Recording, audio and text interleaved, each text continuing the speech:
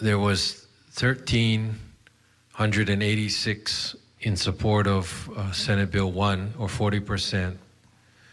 And then this total is a little bit unclear. There were 2,073 in opposition of Senate Bill 1, or 60%. But within the 2,073, we could not, in the time allotment, ferret out those that were opposed to Senate Bill 1, and as opposed to those who were opposed to having a special session. That those subgroupings were impossible to ascertain in the time allotted. So the agreement was to make that announcement, and that announcement has been made. We were in decision making, and before going into decision making, I want to thank all of the people who testified this morning and this evening, this afternoon, this evening, and tonight. I want to, in particular, thank the staff who worked very diligently from Saturday morning, and that includes my chief clerk, Diamond Grace, the Senate Majority Attorney, one Senate Majority Attorney, Sarah Akinaka. Thank you, Sarah. My office manager, Andrea Pakele, and Kate Galloway. That includes the staff of the Senate Clerk, who's Carol Taniguchi, and Jen was here, and the untold staff members that she has had working with her. It includes the staff of some of the members of the Senate committee that are present, and some of the members who are not on the committee had their staffs also pitch in. And I want to also thank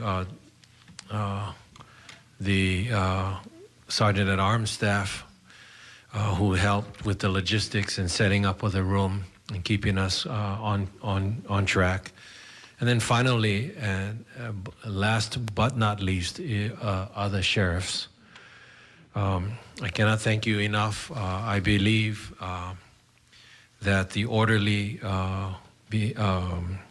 conduct of today's hearing in large part had to do with the presence of security in light of the kinds of issues that cities on the mainland have endured. And I appreciate the way the hearing was handled. I also want to thank my colleagues left and right, because you folks have, like all of us, have endured, and like the people who stayed throughout the day to testify.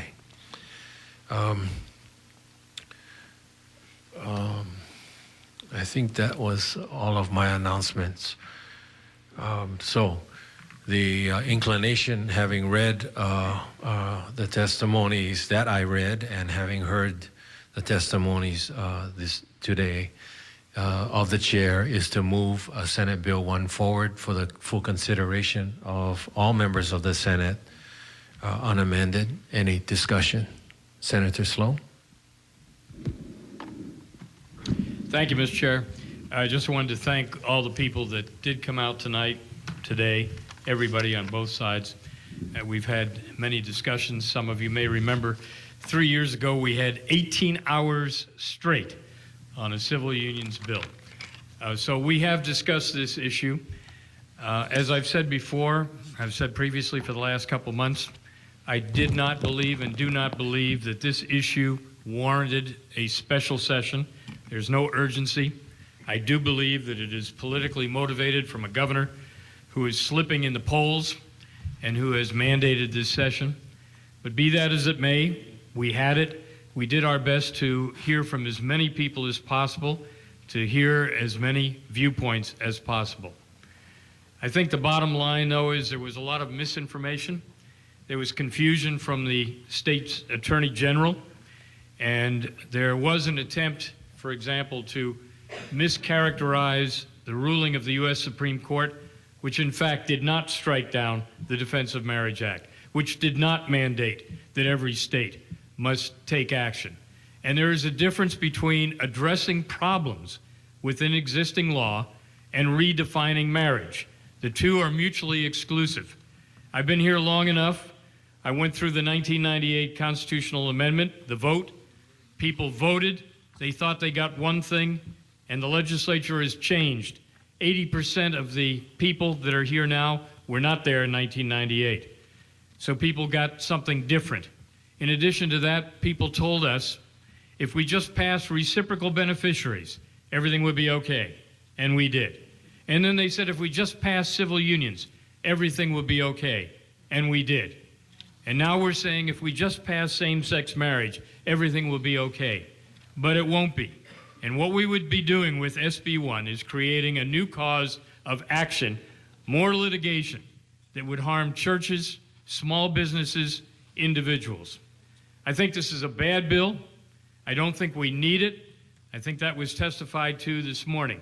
If there are areas in the law that need addressing so that loving individuals can take care of one another or have equal access to medical facilities, then that is what we should do.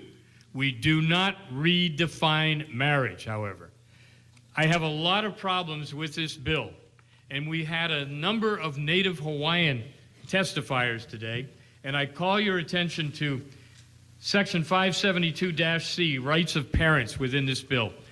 This is going to cause a lot of problems within the Native Hawaiian community, and I fully expect that there will be a public announcement and a press conference within the next few days to sound the alarm about this and other portions of this bill. So I'm going to be voting no on the bill. I think that we have had a full discussion. I think that we need to heal in this community because this bill, more than any other, has caused a rift and division within us. It is something that is not like Hawaii. It is not something that the legislature should be involved in, nor the courts. It absolutely is something that we should let the people decide. Thank you, Mr. Chair. Any further discussion, members? Senator Gualtieri. Thank you, Mr. Chair. During this entire hearing, I chose to listen. Ho'olai mai, 2 ears and 1 mouth. I decided to listen twice as much as I'm going to speak right now. But I do want to thank you, Mr. Chairman, for your leadership in this incredibly historic moment in our history, the history of Hawaii and the history of the United States, the history of the world, and we get a chance to become part of the dialogue. I think there was much gratitude from this senator to everyone who spoke this evening. It took great pains for many to come up to the microphone, not being speakers like we are, colleagues, and for you to explain your position and your hearts to us tonight. And believe me, none of us took it lightly. Just the mere fact that we looked indifferent was so far from the truth. We needed to remain neutral so that our perspective we could take in all perspectives tonight. To the staff, mahalo nui loa for being there for the chair and for the vice chair and for the committee. I am inclined to vote with our chair this evening. I think, having said that, I would like for us to all think about celebrating our individuality and accept our differences unconditionally. Our differences are what makes us unique, not only because we're from Hawaii, but because we are of this honua in this universe. Equally important is that though it seems we're more different than we are alike, let me just finish by saying that I think deep down we're all the same inside. And we all want to be loved and respected and appreciated and valued. So, Mr. Chairman, thank you for letting me share my thoughts. And to the minority leader, thank you for sharing your thoughts, sir. And with that, I will be voting with the chairman. Thank you, Mr. Chair. Any further discussion? Thank you. Aloha, and I just wanted to thank all of you again also for coming out. And many of you are from my district, which I know is very, very far. I know how much good the churches do in districts like mine. I've seen many, many people turn their lives around, you know, come out of jail and get stopped from going back to jail, get their kids back, stop doing drugs because of the churches. So I really, really appreciate all the work you do. I'm a mother also, and so I can definitely empathize with the parents that testified. I worry a lot about my son, you know, getting involved with the wrong crowd, peer pressure. But I thought about it a lot, and I bet a lot of parents out there use reverse psychology, right? You know, and I think that when you tell a child they can't do something, and you constantly make it something they cannot do, and you know, it almost, to me, that makes them more likely to do it. You know, and we've all used reverse psychology. You know, my son didn't want to do karate until he found out his 3-year-old friend, who's younger than him, was taking karate in town, and he couldn't go. And I said, oh, well, Keani, so you can't go because you don't like karate, right? You don't want to go. And then that, of course, made him want to take it in Waianae. So, you know, I know that your fears are very real, but I think the more we accept, the more we make it something that's not so taboo, I think that actually then it will not be something that is considered this thing people do to rebel. And then I just wanted to also comment on the concern of these businesses and churches that are afraid that they will be forced to take this clientele. And I think that this could maybe be a real positive, almost like maybe the GMO issue, where we couldn't get the labeling passed, but what we've seen happen is that there have been a lot of non-GMO labeling coming through, so that those customers and those that prefer that kind of product can then get it. So we could maybe have a pro-LGBT business app. You know, we could have, you know, businesses, those kind of places could then have maybe rainbow symbol or something, so that then the LGBT community would know which businesses to choose. And I think that'll just happen naturally also. I mean, they you know, people know what businesses they seem to agree with philosophically.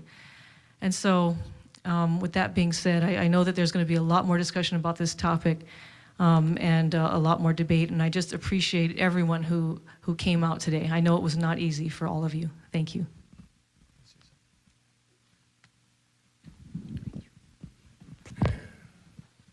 Mr. Chair, colleagues, also all of you that are here that stayed with us all day long. As many of you know, I've been involved with this issue since the early 1990s, and I've opposed same-sex marriage every step of the way.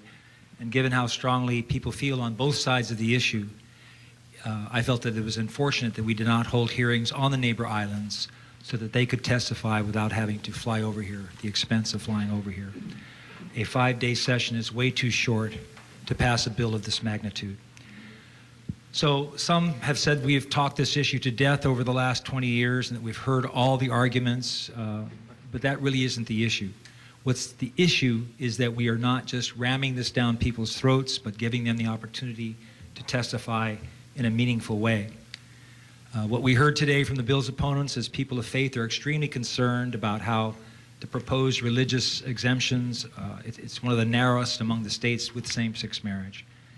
And so by passing this bill, we're going down a path where religious freedom will be curtailed and people with legitimate religious objections to same-sex marriage will be facing lawsuits and possibly even being forced to close their businesses.